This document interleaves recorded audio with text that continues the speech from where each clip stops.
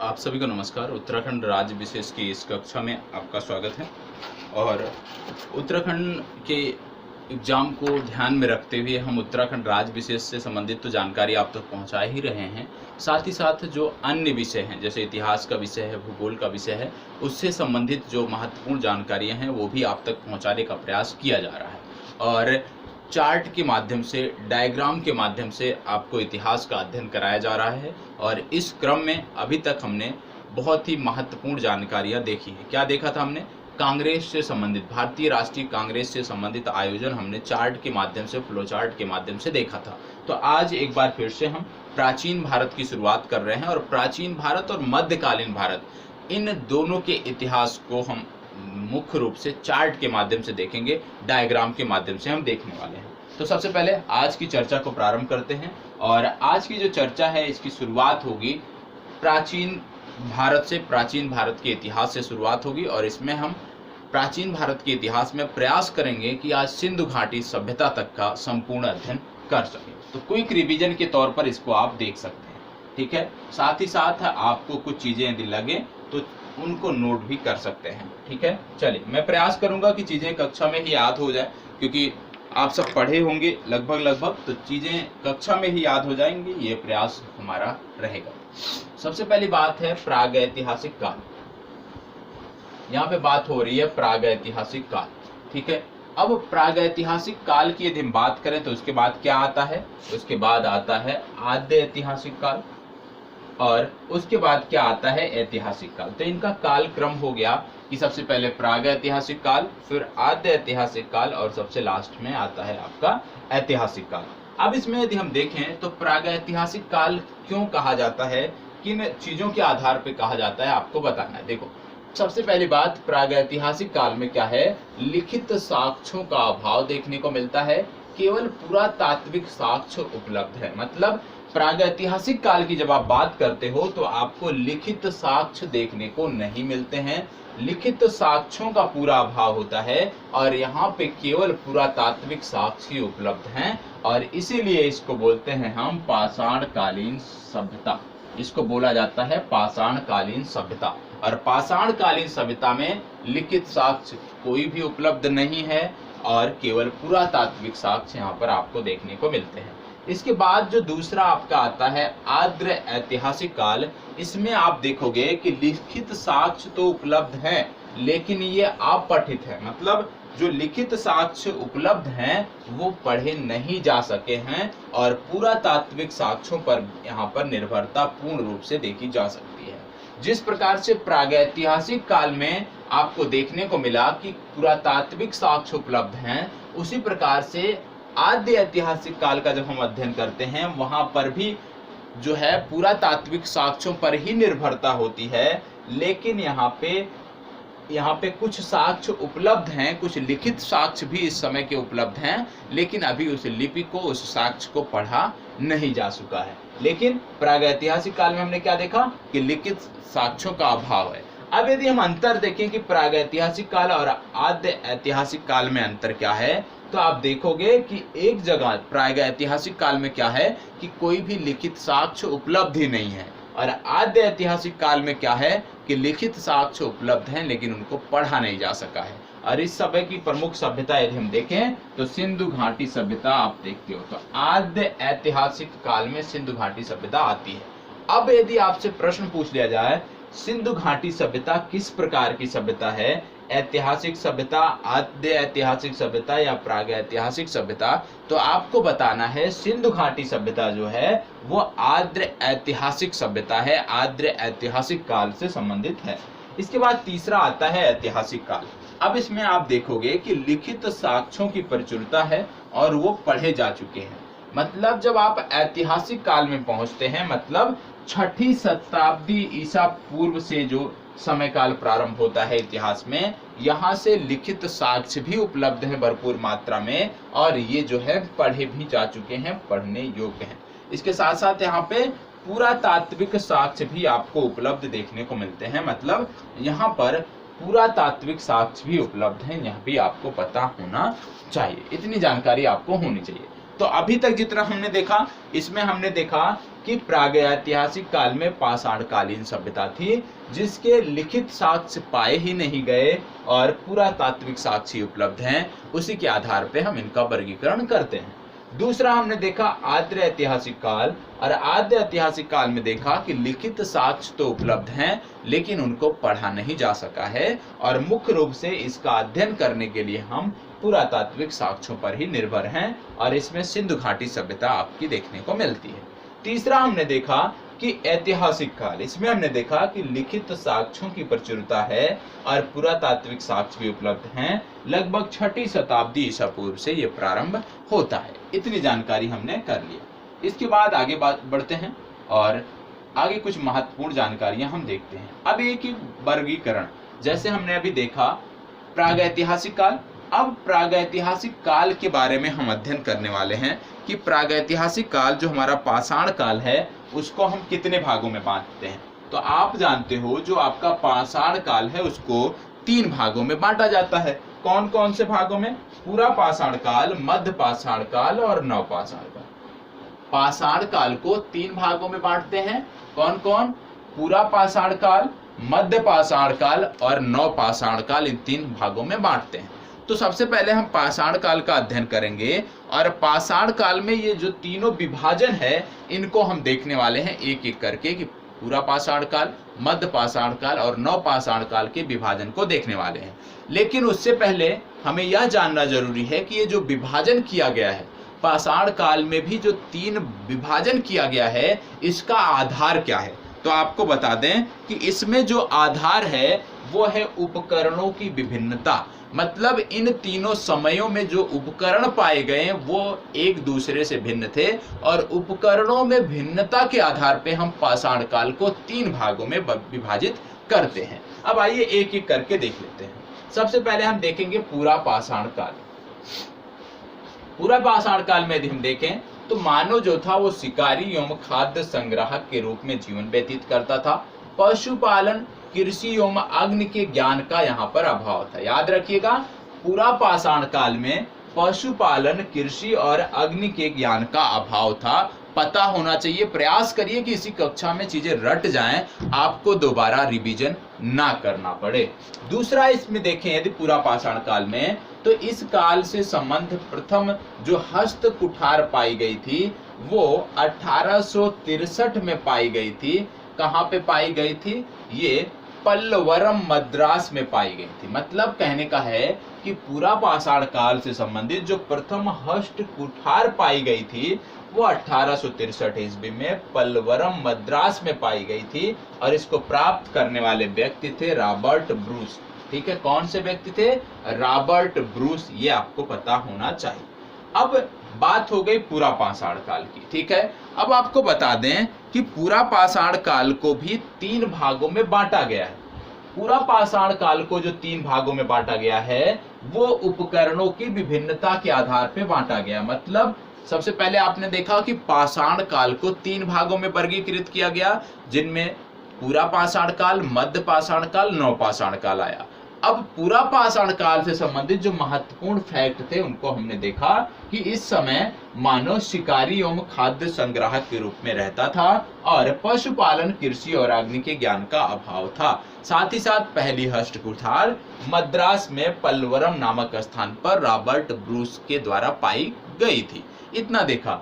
अब हमें देखना है कि भाई क्या पूरा पाषाण काल को बांटा जाता है? जी हाँ, 3 भागों में बांटा जाता है, और जो 3 भागों में बांटा जाता है उसका आधार क्या है? उपकरणों में विभिन्नता। अब सबसे पहले आता है पूर्व पाषाण काल। पूर्व पाषाण काल में यदि हम देखें तो क्रोड उपकरणों की जो है इस समय आप कह सकते हो कि प्रचुर मात्रा में पाए जाते थे क्रोड उपकरण, और इनकी विशेषताएं क्या थी? हस्त कुठार, खंडक और बिरादरी। ठीक है, फिर दूसरा इन्होंने बांटा मध्य पूरा पाषाण काल, और इसमें देखा कि फलक उपकरण देखने को मिल रहे थे। मतलब क्वार्टजाइट पत्थर से नियमित उपकरण देखने को मिल रहे थे। तीसरा हमने देखा उच्च पूरा पाषाण काल, जहां पे तक्षणी एवं खुरचनी देखने को मिलते हैं। तो कहने का मतलब है जो पाषाण काल को 3 भागों में डिवाइड किया गया वह भी उस समय काल में पाए गए उपकरणों के आधार पर किया गया।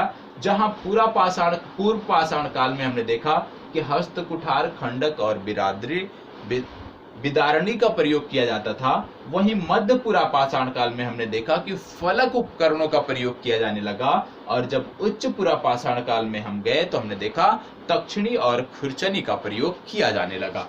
अब इसमें यदि आप देखो तो आगे जब हम बढ़ेंगे अभी तो अगला आपका आएगा मध्य पाषाण काल। अगला क्या आएगा? मध्य पाषाण काल। पूरा पाषाण काल हमने देख लिया, ठीक है। अब आता है मध्य पाषाण काल।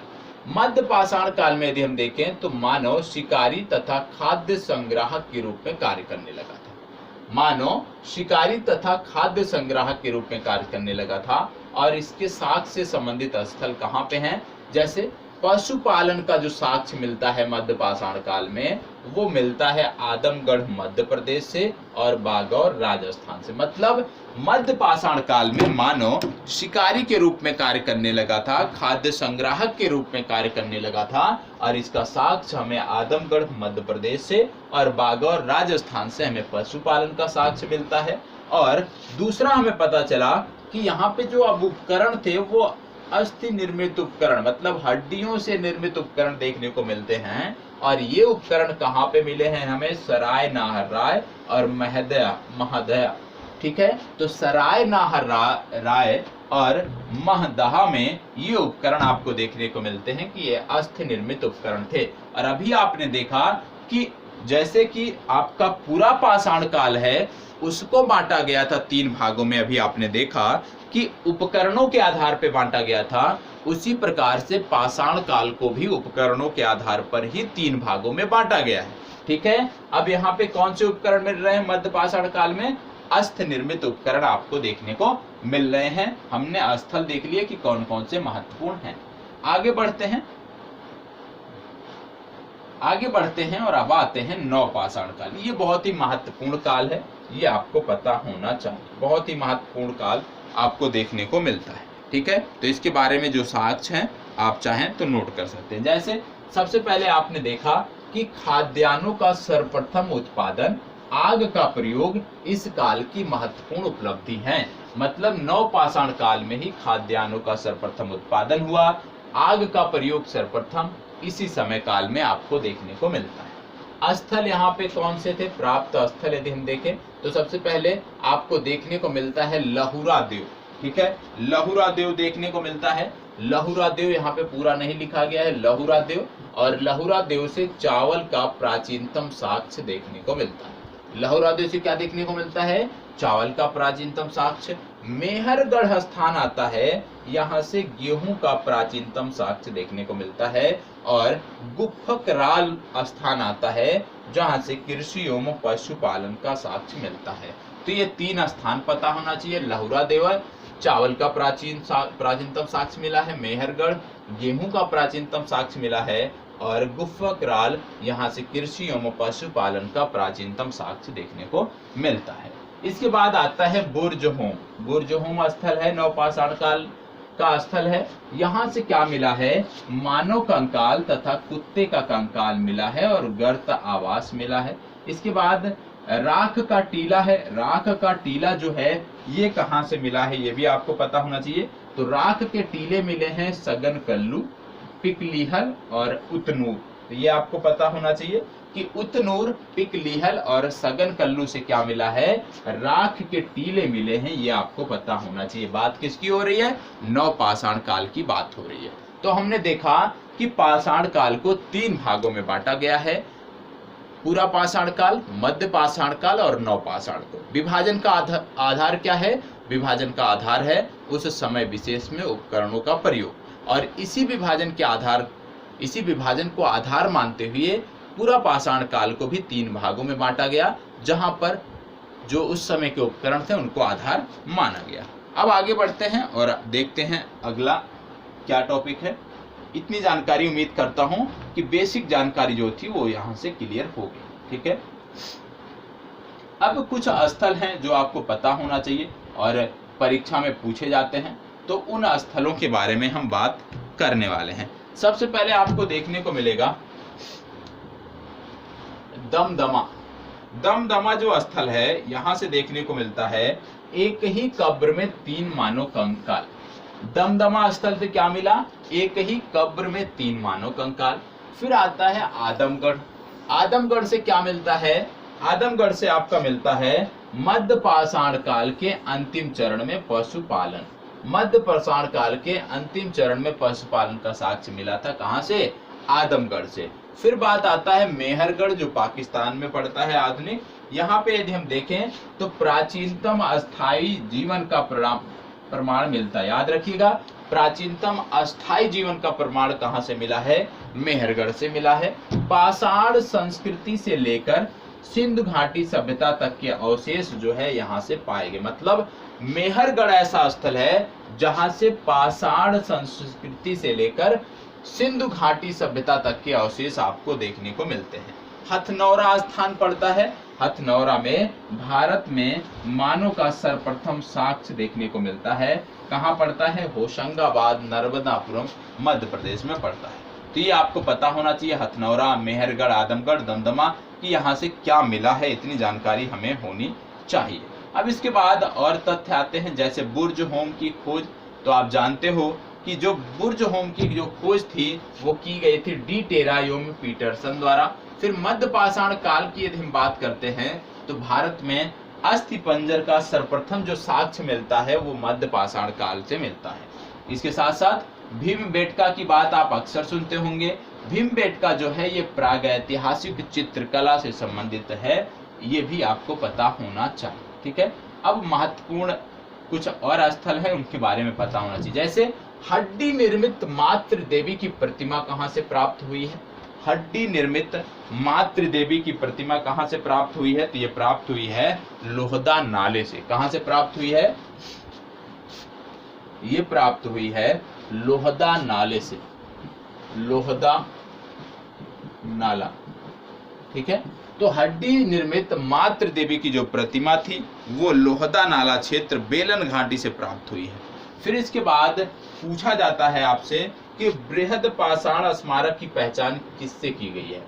बृहद पाषाण स्मारक, तो आपको बता दें बृहद पाषाण स्मारक जो थे उनकी पहचान की गई है मृतकों को दफनाने के स्थान से। मृतकों के दफनाने के स्थान को बृहद पाषाण स्मारक के रूप में पहचाना गया है। फिर इसके बाद बोला जाता है कि राष्ट्रीय मानव संग्रहालय कहाँ स्थित है? तो ये भोपाल में देखने को मिलता है। गैरिक मृदभाड़ पात्र का नामकरण किसके नाम पर हुआ? तो ये मृदभाड़ का जो नामकरण हुआ ये हस्तिनापुर के नाम पर हुआ, ये आपको पता होना चाहिए। ठीक है, तो गैरिक मृदभाड़ पात्र का नामकरण कहाँ हुआ? हस्तिनापुर में हुआ। राष्ट्रीय मानव संग्रहालय कहाँ स्थित है? भोपाल में स्थित है। बृहद पाषाण स्मारकों को मृतकों को दफनाने के स्थल के स्थान के नाम से हम जानते हैं। और हड्डी निर्मित मातृ देवी की जो प्रतिमा प्राप्त हुई है वो लोहदा नाला बेलन घाटी से प्राप्त हुई है। इतनी जानकारी आपको होनी चाहिए।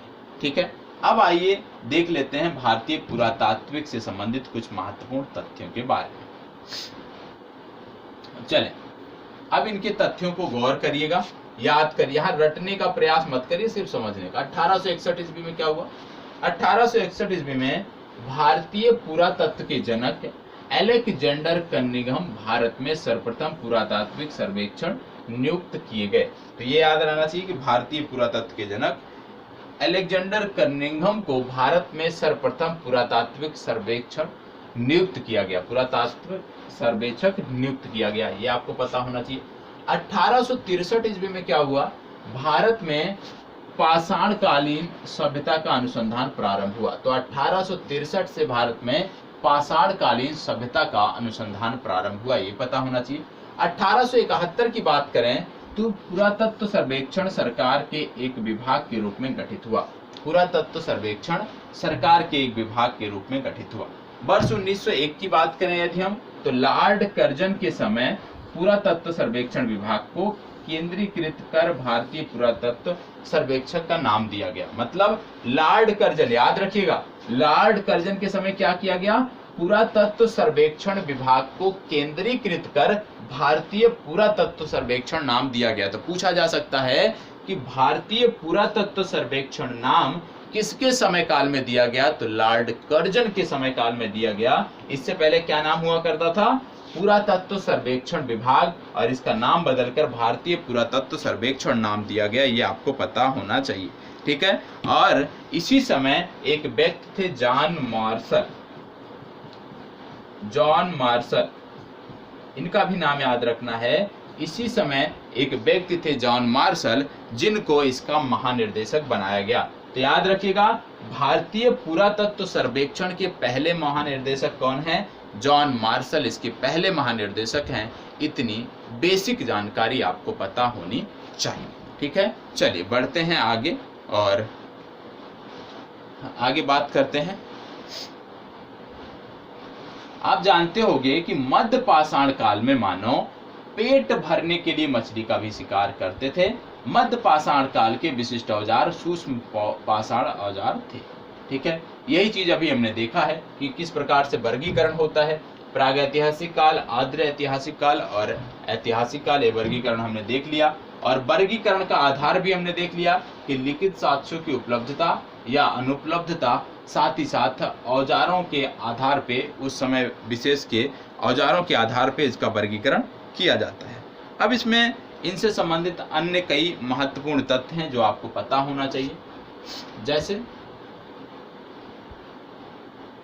अभी आपने देखा था कि मध्य पूरा पाषाण काल को फलक संस्कृति भी कहा जाता है। क्यों कहा जाता है इसको फलक संस्कृति? क्यों? क्योंकि फलकों की अधिकता, फसलों नहीं है ये, फलकों है, फलकों की अधिकता के कारण इसको मध्य पाषाण काल को फलक संस्कृति कहा जाता है। एक प्रश्न यहीं से सीधा बन सकता है कि किस काल को फलक संस्कृति कहते हैं? तो आपको बताना है मध्य पूरा पाषाण काल को फलक संस्कृति कहते हैं। फिर अगला है 14 मानव कंकाल प्राप्त हुए हैं। कहां से प्राप्त हुए हैं? तो 14 मानव कंकाल जो प्राप्त हुए हैं ये हैं लंघनाज, गुजरात से। याद रखिएगा, 14 मानव कंकाल कहां से प्राप्त हुए हैं? लंघनाज, गुजरात से प्राप्त हुए। भारत में मध्य पाषाण काल के विषय में सर्वप्रथम जानकारी प्राप्त हुई कब? भारत में मध्य पाषाण काल के विषय में सर्वप्रथम जानकारी कब प्राप्त हुई? तो याद रखिएगा 1867 से 68 ईस्वी में सबसे पहले जानकारी प्राप्त हुई। तो भारत में मध्य पाषाण काल के विषय में सर्वप्रथम जानकारी 1867 से 68 ईस्वी में प्राप्त हुई। अगला है भारतीय उपमहाद्वीप में प्राचीनतम कृषि साक्ष्य वाले स्थान लहुरा देव से प्राप्त चावल का समय क्या निर्धारित किया गया? यहाँ तो सबसे पहले बता दिया कृषि का साक्ष्य सबसे पहले लहुरा देव से मिला था, वो अभी चावल का साक्ष्य। गेहूं का साक्ष्य आपने देखा किस प्रकार से पाकिस्तान के अंतर्गत आने वाले क्षेत्र से मिला था, ठीक है। तो बोला गया है कि जो चावल पाया गया था लहुरा देव से, इसका समय क्या था? तो इसका समय निर्धारित किया गया 9000 से 7000 ईसा पूर्व। मतलब ये जो चावल था, जो चावल का साक्ष्य मिला था, ये 9000 ईसा पूर्व से 7000 ईसा पूर्व के मध्य का था। ये आपको पता होना चाहिए। और सबसे पहले हमने चावल प्राप्त किया था, चावल के बाद हमें गेहूं का साक्ष्य मेहरगढ़ से मिला था, और उसका क्या समय काल है उसको भी देख लेते हैं। भारतीय उपमहाद्वीप में 7000 ईसा पूर्व के लगभग गेहूं का साक्ष्य कहां से मिला? मेहरगढ़ से। मतलब चावल का जो साक्ष्य मिला वो 9000 से 7000 ईसा पूर्व में मिला, और जो गेहूं का साक्ष्य मिला वो 7000 ईसा पूर्व में मेहरगढ़ से मिला। ये आपको पता होना चाहिए। लहुरा देव के बाद चावल के साक्ष्य वाला दूसरा प्राचीन भारतीय नौपाषाणिक स्थल कोलडीहवा है। मतलब सबसे पहले चावल कहाँ पे मिला? सबसे पहले चावल मिला लहुरा देव में। दूसरे स्थान पे कौन सा आता है? कोलडीहवा आता है। यहाँ से चावल की भूसी मिली है, ठीक है। तो कोलडीहवा से चावल की भूसी। अब यदि आपसे पूछ लिया गया प्रश्न कि चावल का साक्ष्य सर्वप्रथम भारत में कहां पर मिला, और आपके जो विकल्प हैं उनमें कोलडीहवा दिया है या तो लहुरा देव, दोनों में से कोई एक दिया है तो आप टिक कर दोगे उसको। यदि दोनों दिया हुआ है तो आप लहुरा देव को टिक करोगे। ये आपको पता होना चाहिए, ठीक है। यदि पूछ लिया जाए मक्का का प्रथम साक्ष्य कहां से प्राप्त हुआ, तो मक्का का प्रथम साक्ष्य मैक्सिको से प्राप्त हुआ। ये आपको पता होना चाहिए। गुफा कराल का अर्थ क्या होता है? तो यहाँ पे आपको बता दिया गया, कुलाल अर्थात कुम्हार की जो गुफा होती है उसको गुफा कराल बोलते हैं, ठीक है। तो इतना फैक्ट आपको यहाँ पे बताया गया। चलिए अब इसी को हम देख लेते हैं एक बार फिर से अलग व्यू में। कैसे देखेंगे? जो अभी हमने पढ़ा उसी की बात यहाँ पे हो रही है। जैसे लहुरा देव, भारतीय उपमहाद्वीप की बात यहाँ पे हो रही है। तो आप देख रहे हो लहुरा देव भारत में पड़ता है, कृषि के साक्ष्य मिले हैं, विशेषकर चावल के साक्ष्य मिले हैं। कब मिले हैं? 9000 से 7000 ईसा पूर्व। इसी तरह से मेहरगढ़ जो कि पाकिस्तान में पड़ता है, यहाँ से गेहूं का प्राचीनतम साक्ष्य मिला है, और ये कब मिला है? 7000 ईसा पूर्व में मिला है। ये आपको पता होना चाहिए। तो ईसा पूर्व ये आज आपको रट जाना चाहिए कि चावल का साक्ष्य कब मिला, गेहूं का साक्ष्य कब मिला, चावल का साक्ष्य कहाँ से मिला, गेहूं का साक्ष्य कहाँ से मिला, रट जाना चाहिए। ठीक है। और इसी तरह से चार्ट ग्राफ के माध्यम से पूरा आपका प्राचीन भारत और मध्यकालीन भारत और साथ ही साथ आधुनिक भारत के कुछ टॉपिक मैं कराऊंगा। ठीक है। अब आगे बात करने वाले हैं हम, इतनी जानकारी तो हमारी हो गई। अब हम बात करने वाले हैं ताम्र पाषाणिक संस्कृति के बारे में। ठीक है। अब बात करने वाले हैं ताम्र पाषाणिक संस्कृति के बारे में। सबसे पहली बात, ताम्र पाषाणिक संस्कृति। ताम्र पाषाणिक संस्कृति वह संस्कृति थी जहां पे तांबे एवं पत्थर के प्रयोग को प्रारंभ कर दिया गया। मतलब तांबे और पत्थर के प्रयोग को प्रारंभ करने वाली जो संस्कृति थी वो थी ताम्र पाषाणिक संस्कृति। अब ताम्र पाषाणिक संस्कृति बहुत ही महत्वपूर्ण है, इसको ध्यान से आपको देखना है। ठीक है। सबसे पहली बात, जब बात आती है ताम्र पाषाणिक संस्कृति की, तो प्रमुख ताम्र पाषाणिक बस्तियां जो हैं उनका विस्तार कहाँ कहाँ पे है वही हम देखने वाले हैं। तो प्रमुख ताम्र पाषाणिक जो सभ्यता थी, संस्कृति थी, उसका विस्तार कहाँ कहाँ पाया जाता है, सबसे पहले वही देखने वाले हैं। और याद रखिएगा, तांबा वह प्रथम धातु है जिसका मानव ने सबसे पहले प्रयोग किया था। तो तांबे का प्रयोग मानव ने सबसे पहले किया था, यह भी आपको पता होना चाहिए। अब आइए एक एक करके ताम्र पाषाणिक स्थलों को हम देखते हैं। सबसे पहली बात, दक्षिणी पूर्वी राजस्थान के स्थल की बात हो रही है। दक्षिणी पूर्वी राजस्थान के स्थल में यदि हम देखें, सबसे पहले आप जानते हैं बनास नदी है। बनास घाटी में स्थित होने के कारण इसका नाम बनास संस्कृति भी रखा गया। मतलब इस ताम्र पाषाणिक स्थल का जो स्थिति है वो बनास घाटी में है, जिसके कारण इसको बनास संस्कृति भी कहा जाता है। अब इसमें यदि हम देखें तो पूरा स्थल जो है प्रमुख वो कौन कौन से हैं? पहला है आहाड़। आहाड़ का प्राचीन नाम है ताम्बवती। दूसरा है बागौर, तीसरा है बालाथल और चौथा है ओरिजोना। बालाथल और ओरिजोना क्यों महत्वपूर्ण है? क्योंकि यहाँ पे चार दीवारी युक्त घर का साक्ष्य मिला है। तो आपसे यदि पूछ लिया जाए कि किस ताम्र पाषाणिक स्थल से चार दीवारी युक्त घर का साक्ष्य मिला है, तो आपको जवाब देना है बालाथल और ओजियाना, जो कि प्रमुख पुरातात्विक स्थल है। कहाँ पे? बनास घाटी में। कहाँ पे? दक्षिणी पूर्वी राजस्थान। ठीक है। इसके बाद यदि हम देखें तो अगला आता है गिलुंद। अब गिलुंद महत्वपूर्ण है। जैसे बालाथल और ओरिजोना महत्वपूर्ण था, उसी तरह से गिलुंद जो स्थल है ये भी महत्वपूर्ण है। क्यों? क्योंकि गिलुंद से भी चार दीवारी युक्त घर का साक्ष्य मिला है, मिट्टी की इमारत का साक्ष्य मिला है, और कहीं कहीं पक्की ईंटों का भी प्रयोग यहाँ पर देखने को मिलता है। तांबे के टुकड़े भी आपको यहाँ से देखने को मिलते हैं।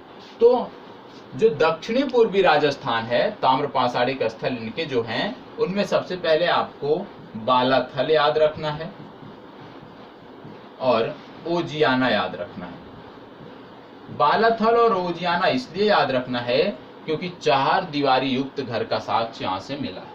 इसके बाद आता है गिलुंद। गिलुंद क्यों याद रखना है? क्योंकि यहाँ से चार दीवारी युक्त घर का साक्ष्य मिला, मिट्टी की इमारत का साक्ष्य मिला, कहीं कहीं पक्की ईंटों का प्रयोग किया गया और तांबे के टुकड़े भी यहाँ से प्राप्त किए गए। इसके बाद अगला जो आता है वो है पश्चिमी मध्य प्रदेश। ठीक है। मतलब ताम्र पाषाणिक जो स्थल थे, एक तो दक्षिणी पूर्वी राजस्थान में थे, दूसरे हैं पश्चिमी मध्य प्रदेश में। तो आइए पश्चिमी मध्य प्रदेश के स्थलों की अब हम बात कर लेते हैं। पश्चिमी मध्य प्रदेश में यदि हम देखें तो यहाँ पे कुछ महत्वपूर्ण स्थल आपको दिख रहे होंगे, जैसे मालवा, कायथा, एरण और नौदा टोली। तो चार स्थल मध्य प्रदेश से संबंधित हैं, मालवा, कायथा, एरण और नौदा टोली, जो कि ताम्र पाषाणिक स्थल हैं। अब मालवा से क्या मिला? चरखे और तकलियों के साक्ष्य मिले हैं। कायथा से क्या मिला है? यहाँ की बस्तियां किलाबंद हैं और तांबी के 28 कंगनों के साक्ष्य मिले हैं। मतलब कायथा से क्या पता चला कि यहाँ की जो बस्तियां हैं वो किलाबंद हैं और तांबे के 28 कंगनों के भी साक्ष्य यहाँ से मिले हैं। एरण से भी किलेबंद बस्तियों के साक्ष्य मिले हैं। तो एरण और कायथा से किलेबंद बस्तियों के साक्ष्य आपको ताम्र पाषाणिक काल में देखने को मिलते हैं। नौदा टोली की यदि हम बात करें तो यहाँ पे देखने को मिलता है कि खरगोन जिले में स्थित है। यहाँ से चौकोर एवं वृत्ताकार घरों के साक्ष्य मिले हैं और इसका उत्खनन HD सांकलिया द्वारा किया गया था। तो याद रखिएगा, ताम्र पाषाणिक स्थलों में जब हम बात करते हैं कि बस्तियां कहाँ की किलेबंद मिल रही हैं, तो कायथा और एरण की मिल रही हैं। चौकोर और वृत्ताकार घरों के साक्ष्य कहाँ से मिल रहे हैं, तो चौकोर और वृत्ताकार घरों के साक्ष्य नौदा टोली से मिल रहे हैं। ये आपको पता होना चाहिए। ठीक है, तो ये हो गया पश्चिमी मध्य प्रदेश। अब इसके बाद जो ताम्र पाषाणिक स्थल आता है वो आता है पश्चिमी महाराष्ट्र। मतलब ताम्र पाषाणिक संस्कृति के जो साक्ष्य मिले हैं वो मध्य प्रदेश से मिले हैं, राजस्थान से मिले हैं और महाराष्ट्र से मिले हैं। अब महाराष्ट्र में यदि हम देखें सबसे पहले तो आपको देखने को मिलता है यहाँ पे 2 जिला आपको देखने को मिलता है। एक है पुणे जिला, दूसरा है अहमदनगर जिला। पुणे और अहमदनगर जिला जो है, ये दोनों जिले जो है ताम्र पाषाणिक स्थलों से संबंधित हैं। इन दोनों जिलों के सभी ताम्र पाषाणिक पुरास्थल जोरबो संस्कृति के अंतर्गत आते हैं। ये आपको पता होना चाहिए। अब यदि हम देखें तो इसमें आपको देखने को मिलता है जोरबो स्थान, नेवासा देखने को मिलता है जहाँ पे पटसन का छात्र साक्ष्य मिला है। दैमाबाद स्थान मिलता है जहाँ पे अब तक ज्ञान 200 जोरबो स्थलों में सबसे बड़ा है। दैमाबाद 200 जोरबो स्थलों में सबसे बड़ा है। पुणे जिले की बात करें तो प्रकाश, नासिक, इनाम गांव, चंदोली और सोनगांव, ये कुछ स्थल देखने को मिलते हैं। यहाँ से साक्ष्य क्या मिला है, 5 कमरों वाला एक मकान, किलेबंद एवं खाई से घिरी हुई बस्तियां और मातृ देवी की प्रतिमा, इतने साक्ष्य आपको देखने को मिलते हैं जो कि महाराष्ट्र से मिले हैं। तो नवपाषाणिक काल में यदि हम ताम्र पाषाणिक काल में यदि हम देखें तो इसका विस्तार मुख्य रूप से राजस्थान, महाराष्ट्र और मध्य प्रदेश में देखने को मिलता है। इसके बाद पूर्वी भारत में भी इनके कुछ स्थल हैं, जैसे चिरांद्र और पांडु, फिर महिषदल। अन्य स्थल इनके बिहार और पूर्वी उत्तर प्रदेश में है, लेकिन ये उतने महत्वपूर्ण नहीं है।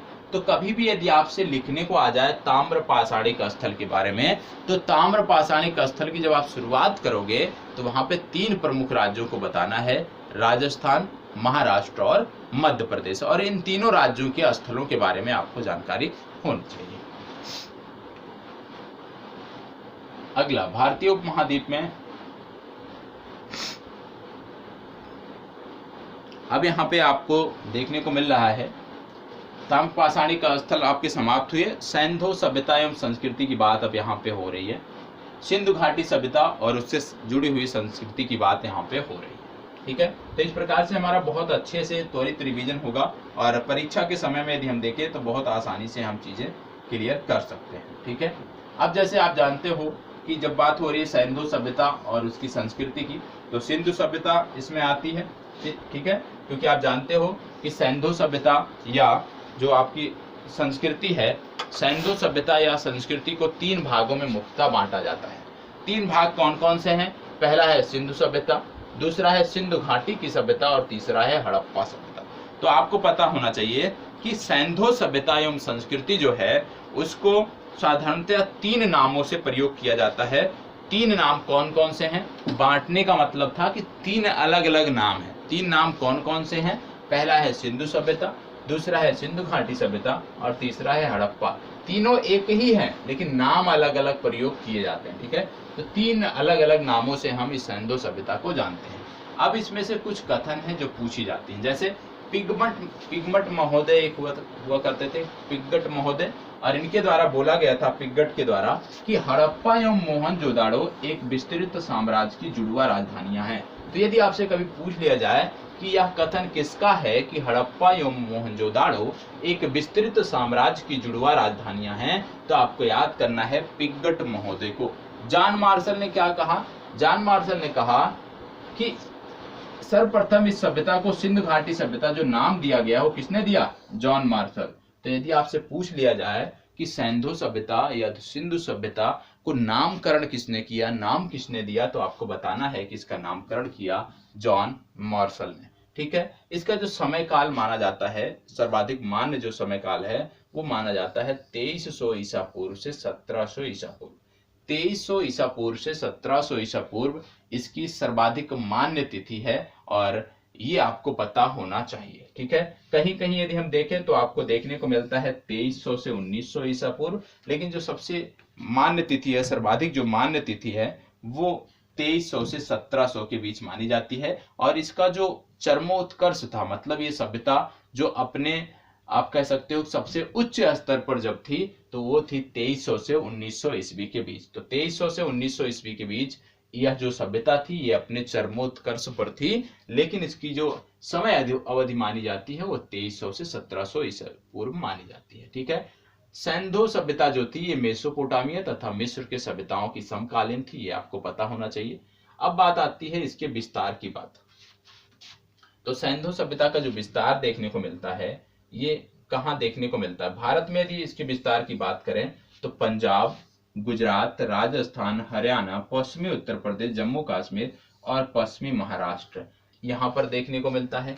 पाकिस्तान के संदर्भ में यदि हम देखें तो बलूचिस्तान, पंजाब और सिंध, इन प्रांतों में इसका विस्तार देखने को मिलता है। तो सैंधो सभ्यता के विस्तार क्षेत्र पता होना चाहिए कि भारत में कौन कौन से हैं, पाकिस्तान के अंतर्गत कौन कौन से हैं, बलूचिस्तान, पंजाब और सिंध, ये भी आपको पता होना चाहिए। अब एक एक, क्योंकि सिंधु सभ्यता में बहुत सारे स्थल थे इस समय काल में जिनका आप कह सकते हो कि उत्खनन किया गया, उनके बारे में भी अभी आगे देखने वाले हैं। लेकिन सबसे पहले इसके विस्तार के बारे में पूछ लेते हैं। पूछा जाता है कि सिंधु सभ्यता का पूर्वी विस्तार कहाँ पे है, पश्चिमी विस्तार कहाँ पे है, तो ये आपको पता होना चाहिए। सबसे पहली बात यदि हम देखें तो सिंधु घाटी सभ्यता की जो पूर्वी विस्तार आप कह सकते हो वो आलमगीरपुर से होती है, आलमगीरपुर। और पश्चिमी जो इसका विस्तार होता है, अंतिम पॉइंट है, ये है सुतकोंगे डोर, ये आपको पता होना चाहिए। उत्तर में ये मांडा तक विस्तारित है जो कि जम्मू कश्मीर में आता है। दक्षिण में ये दयमाबाद तक विस्तारित है जो कि महाराष्ट्र के अंतर्गत आता है। तो इसका सबसे पहली बात विस्तार कि उत्तरी विस्तार मांडा, पूर्वी विस्तार आलमगीरपुर, पश्चिमी विस्तार सुतकोंगेडोर और दक्षिणी विस्तार दयमाबाद देखने को मिलता है। और इसका यदि कभी आकार पूछा जाए कि सैंधो सभ्यता का आकार क्या है, तो आपको बताना है सैंधो सभ्यता जो है ये त्रिभुजाकार सभ्यता है, त्रिभुजाकार इसका आकार आपको देखने को मिलता है। अब इसके बाद आगे कुछ इसके महत्वपूर्ण तथ्य हैं, उनके बारे में हम जानने का प्रयास करेंगे। यहाँ पे कुछ स्थल दिए हुए हैं और उनके सर्वेक्षक या खोजकर्ता, उत्खननकर्ताओं के नाम हैं। परीक्षा में अक्सर इनसे संदर्भित प्रश्न देखने को मिलते हैं, तो एक एक करके हम देख लेते हैं। जैसे यदि पूछा जाए हड़प्पा की खोज किसने की, तो हड़प्पा की खोज या उत्खनन कराया दयाराम साहनी ने। मोहनजोदाड़ो की बात करें तो मोहनजोदाड़ो का संबंध है राखाल दास बनर्जी से। चाहूदड़ो स्थल है, इसकी खोज किया था एनजी मजूमदार ने।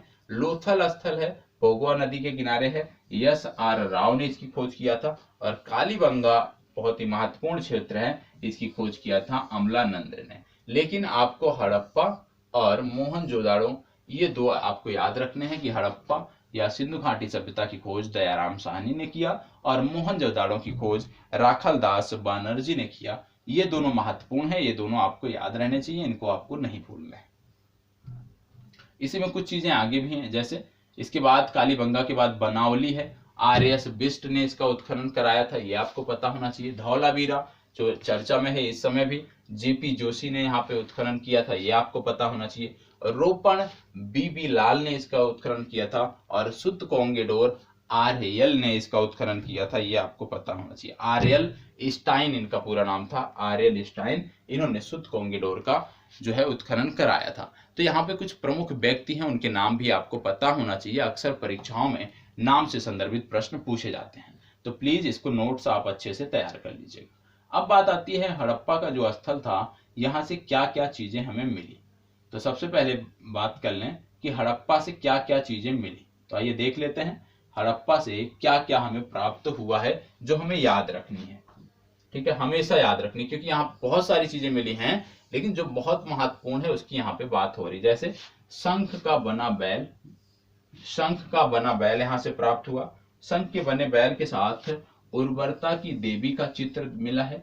ईंटों के वृत्ताकार चबूतरे प्राप्त हुए हैं और समाधि R37 कब्रिस्तान भी यहाँ से देखने को मिलता है। ठीक है, गेहूं तथा जौ के दानों के अवशेष आपको यहाँ से देखने को मिलते हैं, ये महत्वपूर्ण है। गेहूं तथा जौ के दाने के अवशेष मिले हैं। पीतल का बना इक्का भी आपको यहाँ से देखने को मिलता है और बर्तन पर बने मछुआरे का चित्र भी यहाँ से मिला है। ठीक है, साथ ही साथ 2 टीलों के साक्ष्य मिले हैं और आइए इन टीलों के बारे में देख लेते हैं कि ये टीले जो हैं किस प्रकार से हमारी परीक्षा के लिए महत्वपूर्ण है। टीलों के जो साक्ष्य मिले हैं इसमें बताता है, पूर्वी टीला जो बताता है कि वो नगर का टीला है और पश्चिमी टीला जो बताता है कि वो दुर्ग का टीला है, ये आपको पता होना चाहिए। तो हड़प्पा से क्या क्या मिलता है हमें? हड़प्पा से हमें शंख का बना बैल, उर्वरता की देवी का चित्र, ईंटों के वृत्ताकार चबूतरे, समाधि स्थल, गेहूं तथा जौ के दानों के अवशेष, पीतल का बना इक्का, बर्तन पर बने मछुआरे का चित्र और 2 टीलों के साक्ष्य यहाँ से आपको देखने को मिलते हैं, जिसमें पूर्वी टीला नगर टीला से संबंध रखता है और पश्चिमी टीला दुर्ग टीला से संबंध रखता है। स्थिति की यदि हम बात करें तो यहाँ पे आप देखोगे मांटगोमरी जिला है, वर्तमान साहिवाल पाकिस्तान में, रावी नदी के तट पर आपको देखने को मिलता है, ये भी आपको पता होना चाहिए। इसके बाद बात आती है मोहनजोदाड़ो से हमें क्या क्या मिला। तो आइए देख लेते हैं कि मोहनजोदाड़ो से हमें क्या क्या मिला है। मोहनजोदाड़ो से यदि हम देखें तो सबसे पहले सिंधी भाषा में शाब्दिक अर्थ है मृतकों का टीला, ये आपको पता होना चाहिए। यहाँ से बृहद स्नानागार पाया गया, सर्वाधिक उल्लेखनीय स्मारक मिला है, तत्कालीन विश्व का एक आश्चर्यजनक निर्माण यहाँ पे आपको देखने को मिलता है और अभिलेख युक्त सर्वाधिक मोहरें यहाँ पे देखने को मिलती हैं। विशाल अन्नागार, तो याद रखिएगा विशाल अन्नागार और बृहद स्नानागार दोनों यहाँ से मिलते हैं। नृत्य रत नारी का कांस्य मूर्ति यहाँ से मिलती है, पुजारी की मूर्ति यहाँ पे मिलती है और मुद्रा पर अंकित पशुपतिनाथ की मूर्ति भी यहाँ पर मिलती है। तो कई सारी यहाँ पे मूर्तियां आपको मोहनजोदाड़ो में देखने को मिलती हैं। अब इसके बाद यदि हम देखें तो सीपी की बनी हुई पटरी, घोड़े के दांत भी यहाँ पे मिलते हैं, सूती कपड़ा, हाथी का कपाल खंड भी मिलता है और गीली मिट्टी पर कपड़ा भी मिलता है। तो इतनी चीजें हैं, इतना साक्ष्य जो मोहनजोदाड़ो से संबंधित है, ये आपको पता होना चाहिए। और प्रमुख रूप से लरकाना जिला में ये देखने को मिलता है, सिंध प्रांत पाकिस्तान में, और सिंधु नदी के दाएं तट पर ये स्थित है। इसके बाद आता है लोथल। लोथल में यदि हम देखें तो सबसे पहले आप जानते हो कि लोथल में बंदरगाह मिला था और पश्चिमी एशिया से व्यापार के लिए एक प्रमुख जो बंदरगाह था वो यहाँ से मिला था। और सर्वाधिक जो इसकी विशेषता है लोथल की वो है इसके गोदीबाड़ा के लिए, इसकी बंदरगाह जो इसकी स्थिति थी उसके लिए इसकी विशेष स्थिति है। तो जहाजों की गोदी डाक यार्ड भी यहाँ से मिला है, यही सबसे बड़ी विशेषता है लोथल की। ठीक है, इसके बाद यदि हम देखें तो इसके साथ साथ और क्या साक्ष्य मिले हैं, तो यहाँ पे क्या मिली है, फारस की मुद्रा मिली है, पक्के रंग में रंगे हुए पात्र मिले हैं, धान और बाजरा के साक्ष्य मिले हैं, फारस की मुहर मिली है, घोड़े का लघु मृद मूर्ति मिली है और 3 युगल समाधियां भी यहाँ पर आपको देखने को मिलती हैं। तो ये आपका लोथल हो गया, लेकिन सबसे ज्यादा आपको याद रखना है कि लोथल को हम जहाजों की गोदी या एक बंदरगाह के रूप में जानते हैं और इसी के लिए वो सबसे ज्यादा प्रसिद्ध था। तो लोथल में सिर्फ इतना याद रखिए, लोथल एक बंदरगाह था। ठीक है, अहमदाबाद जिला में मिलता है देखने को, भोगवा नदी के तट पर ये स्थित है। इसके बाद बात आता है चाहूदड़ो। चाहूदड़ो में यदि हम देखें तो मनका बनाने का कारखाना तथा भट्टी देखने को मिलता है आपको, अलंकृत हाथी देखने को मिलता है, खिलौना देखने को मिलता है, लिपस्टिक देखने को मिलता है, वक्राकार ईंटें भी आपको यहाँ पे देखने को मिलती हैं और बिल्ली का पीछा करते हुए कुत्ते का पद चिन्ह भी आपको यहाँ पर देखने को मिलता है। बात किसकी हो रही है, चाहूदड़ो की बात हो रही है। ठीक है, चाहूदड़ो के बाद आता है कालीबंगा। कालीबंगा महत्वपूर्ण है। ठीक है, सबसे पहली बात कि यहाँ पे जो ईंटें हैं वो कच्ची ईंटें और पक्की ईंटें दोनों देखने को मिलती हैं। मतलब कालीबंगा में दोनों प्रकार की ईंटें देखने को मिलती हैं। कच्ची ईंटें भवन निर्माण में प्रयुक्त की गई हैं और पक्की ईंटें केवल नालियों और कुएं और स्नानागारों में देखने को मिलती हैं। तो याद रखिएगा कि कालीबंगा से दोनों प्रकार की ईंटें देखने को मिलती हैं, कच्ची ईंटें और पक्की ईंटें। कच्ची ईंटें भवन निर्माण में प्रयुक्त की गई हैं और पक्की ईंटें नालियों और कुएं साथ साथ स्नानागार में प्रयुक्त की गई हैं। अब यहाँ से मिला क्या क्या है, तो सबसे पहले जुता हुआ खेत, याद रखिएगा कालीबंगा अक्सर पूछा जाता है जुते हुए खेत के लिए। भूकंप का साक्ष्य मिला है, एक चबूतरे पर अग्निकुंड, कुआं तथा पक्की ईंटों का बना एक आयताकार गर्त मिला है और ये बताता है कि हवन भी इस समय काल में हुआ करता था। दूसरे चबूतरे पर 7 अग्निकुंड या वेदिकाएं एक पंक्ति में बने हुए हैं। सेल खेड़ी तथा मिट्टी की मोहरें मिली हैं, मृद भांड के टुकड़े मिले हैं। तो सबसे पहली बात याद रखिएगा, अग्निकुंड और वेदिकाएं जो हमें मिली हैं वो कालीबंगा से मिले हैं। जुते हुए खेत का जो साक्ष्य मिला है वो भी कालीबंगा से मिला है, और मृद भांड के टुकड़े मिले हैं। साथ ही याद रखिए भूकंप का भी जो साक्ष्य मिला है वो कालीबंगा। तो कालीबंगा को हमें 3 संदर्भों में याद रखना है, भूकंप के साक्ष्य के रूप में, जुते हुए खेत के रूप में, और वेदिकाओं के रूप में अग्निकुंडों के लिए इसको हमें याद रखना है। कहाँ पे पड़ता है? हनुमानगढ़ जिला है राजस्थान में, जहां ये देखने को मिलता है। अगला आता है धौलावीरा। धौलावीरा महत्वपूर्ण है। क्यों महत्वपूर्ण है? धौलावीरा इसलिए महत्वपूर्ण है क्योंकि धौलावीरा के बारे में अक्सर पूछा जाता है। क्यों पूछा जाता है? क्योंकि धौलावीरा एक आयताकार नगर है और इस सभ्यता का एकमात्र नगर था जो 3 भागों में विभाजित था। तो धौलावीरा इस सभ्यता का एकमात्र नगर है जो 3 भागों में विभाजित है, ये आपको पता होना चाहिए। धौलावीरा एकमात्र नगर है जो 3 भागों में विभाजित है। ठीक है, चल इसमें और क्या मिला है हमें? विशाल जलाशय मिला है, उन्नत जल प्रबंधन यहाँ से मिला है, हड़प्पन लिपि के बड़े आकार के 10 चिन्हों वाला एक शिलालेख भी यहाँ से मिला है। स्थिति कहाँ पे है इसकी? कच्छ कारण गुजरात में ये देखने को मिलता है। अगला है भैया सुतकोतड़ा। सुतकोतड़ा में आपने देखा कि यहाँ पे आपको देखने को मिल रहा है जो नगर हैं वो 2 भागों में आपको विभक्त देखने को मिल रहे हैं। नगर 2 दुर्गी भागों में विभक्त आपको देखने को मिल रहे हैं। पहला कौन सा है? पहला है गढ़ी क्षेत्र, दूसरा है आवास क्षेत्र। यहाँ से क्या क्या हमें मिले हैं सुतकोतड़ा से? तो कब्रिस्तान से कलश समाधान मिला है, घोड़े की हड्डियां। सुतकोतड़ा जो पूछा जाता है अक्सर वो घोड़े की हड्डियों के लिए पूछा जाता है। तो सुतकोतड़ा में यदि आपको कुछ भी नहीं याद है तो इतना याद होना चाहिए कि घोड़े की जो हड्डियां थी वो सुतकोतड़ा से मिली हैं। स्थिति क्या है? कच्छ जिला गुजरात से संदर्भित है। अगला है दैमाबाद। दैमाबाद क्यों याद रखना है? सैंधो सभ्यता का सबसे दक्षिणी नगर है। दैमाबाद सबसे दक्षिणी स्थल है और यहाँ से क्या मिला है? रथ चलाते हुए मनुष्य।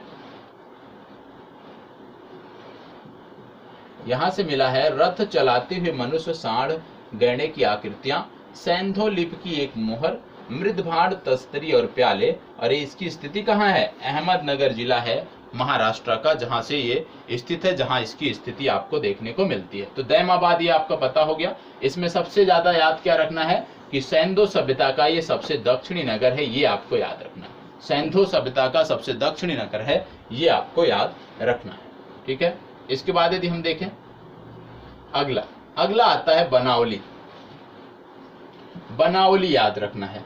बनावली क्यों याद रखना है? सबसे पहली बात कि यहाँ पे सैंधो संस्कृति के 3 स्तर प्राप्त होते हैं। बनावली से क्या याद रखना है हमें कि यहाँ से सैंधो सभ्यता के, सैंधो संस्कृति के 3 स्तर प्राप्त होते हैं, जिनमें प्राक सैंधो, विकसित सैंधो और उत्तर सैंधो देखने को मिलते हैं। तो बनावली क्यों प्रसिद्ध है? सैंधो संस्कृति के 3 स्तर यहाँ से देखने को मिलते हैं, ये आपको पता होना चाहिए। इसके साथ साथ यहाँ क्यों महत्वपूर्ण है ये? क्योंकि यहाँ पे नगर का तारांकित भागों में विभाजन करती सड़कें देखने को मिलती हैं। ठीक है, तो नगर का तारांकित भागों मतलब एक दूसरे को समकोण पर काटती हुई जो सड़कें हैं वो यहाँ पे बनावली भाग में देखने को मिलती हैं। तारांकित भाग में सड़कें आपको देखने को मिलती हैं। साक्ष्य क्या मिले हैं? लाजवर तथा कार्नेलियन मन के हल की आकृति के खिलौने और तांबे का वाणाग्र यहाँ से आपको देखने को मिलता है। ठीक है, तो यहाँ पे सिर्फ याद रखिएगा नगर का तारांकित भागों में विभाजित करने वाली जो सड़कें मिली हैं वो बनावली से मिली हैं, ये आपको पता होना चाहिए। वर्तमान समय में फतेहाबाद जिला हरियाणा में ये आपको देखने को मिलता है।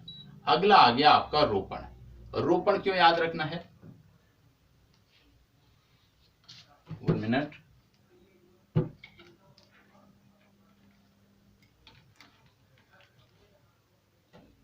रोपण क्या याद रखना है? क्योंकि इसका आधुनिक नाम है रूपनगर।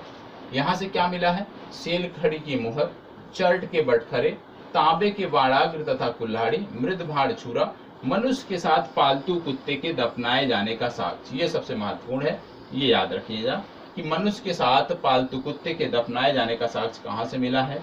ये साक्ष्य हमें सबसे पहले मिला है रोपड़ से। ठीक है, इसकी स्थिति कहाँ पे है? पंजाब में है, आधुनिक पंजाब में है, भारत में है, सतलज नदी के बाएं तट पर ये स्थित है। ठीक है, तो इतनी जानकारी हो गई, एक एक स्थलों के बारे में हमने देखा कि क्या उस स्थल से महत्वपूर्ण है। अब कुछ चीजें हैं जो हमें देख लेना है, याद रखना है। जैसे बालाकोट, बालाकोट से क्या मिला? सीप से बनी चूड़ियों के टुकड़े, मांडा से कांच से निर्मित पेंचदार पिन, नौसारों से स्त्रियों की मांग में सिंदूर के प्रमाण, रंगपुर धान की भूसी, लोथर वृत्ताकार चक्की के 2 पार्ट, कालीबंगा ताम्र मूर्ति, इसके बाद हड़प्पा एक स्त्री की गर्भ से निकलते पौधे की आकृति। ये भी आपको याद रखना है कि हड़प्पा से क्या मिला? एक स्त्री के गर्भ से निकलते पौधे की आकृति। हुलास क्या है? सैंधो लिपियुक्त एक ठप्पा, सुतकोंगे दौर से मिट्टी की चूड़ियों के अवशेष और मोहनजोदाड़ो से संयुक्त पशु मूर्ति आपको देखने को मिलती है। ठीक है, संयुक्त पशु मूर्ति मतलब शरीर भेड़ का और मस्तक सूढ़धार हाथी का। अब इसमें यदि हम देखें तो कुछ फैक्ट और हैं जो आपको पता होना चाहिए, ये देख लेते हैं। जैसे कपास की खेती का आरंभ सर्वप्रथम सैंधो निवासियों ने किया, ये आपको पता होना चाहिए। कपास की खेती सबसे पहले सिंधु घाटी सभ्यता के समय में शुरू हुई। सैंधो सभ्यता में क्रय विक्रय वस्तु विनिमय द्वारा किया जाता था, मतलब सैंधो सभ्यता में वस्तु विनिमय प्रणाली के माध्यम से व्यापार होता था। ये एक फैक्ट है जो आपको पता होना चाहिए, क्योंकि सिक्कों का प्रचलन नहीं था। वस्तु विनिमय प्रणाली मतलब क्या होता है कि एक वस्तु दीजिए, मान लीजिए सब्जियों की यदि हम बात करते हैं, आपको प्याज खरीदना है और आपके पास आलू है, तो किसी ऐसे शख्स के पास जाइए जो प्याज बेचना चाहता हो और उसको आलू की जरूरत हो। तो इसमें क्या हो गया? वस्तुओं के आदान प्रदान के माध्यम से जो व्यापार होता है वो आपका है वस्तु विनिमय प्रणाली। सैंधो सभ्यता के बाट मुख्यतः घनाकार होते थे, ये भी याद रखना है। फैक्ट पूछा जा सकता है कि सैंधो सभ्यता के बाट किस प्रकार के होते थे, किस आकार के होते थे, तो याद रखना है सैंधो सभ्यता के बाट घनाकार होते थे। मेलुहा की पहचान सिंध क्षेत्र से की गई है।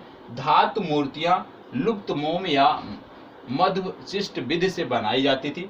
सर्वाधिक मण मूर्तियां पशु पक्षियों की प्राप्त हुई हैं। ये भी याद रखना है कि सिंधु घाटी सभ्यता में सर्वाधिक जो मृण मूर्तियां हैं ये पशु पक्षियों की प्राप्त हुई हैं।